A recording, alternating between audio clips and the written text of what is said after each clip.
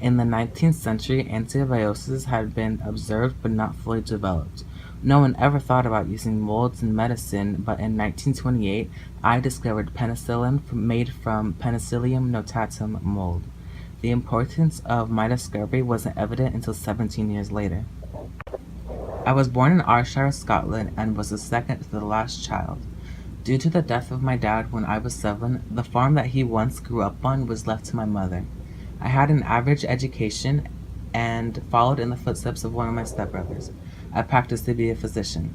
I left to London when I was 13. Life in London was pretty interesting. I went to Regent Street Polytechnic, working as a shipping clerk.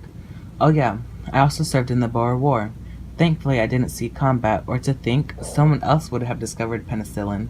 After a hectic early 20s, I won a scholarship to St. Mary's Hospital Medical School in Paddington, London, where I eventually settled down. I studied bacteriology at St. Mary's, and in 1906 I joined the staff of the inoculation department under the influence of Sir Almroth Wright. Wright strongly believed in the strengthening the body's own immune system through vaccine therapy and not by chemotherapy, which was the introduction of external chemical agents. Wright turned over to my samples of a new drug, Salsartan, which helped treat syphilis.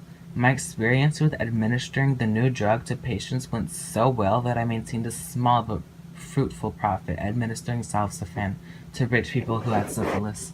During World War I worked at a wound research lab in France, which Wright was in charge of.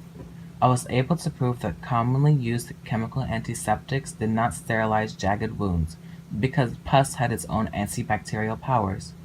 By using cells on a slide, I was able to show that chemical antiseptics were harmless, because bacteria actually damage white blood corpuscles, which are the body's first line of defense.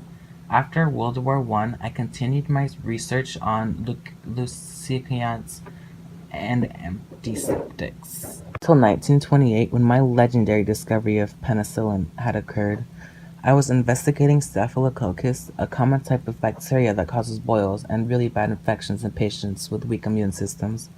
I left for a 2-week vacation, and a petri dish containing a Staphylococcus culture was left on the lab bench and was never placed into the incubator.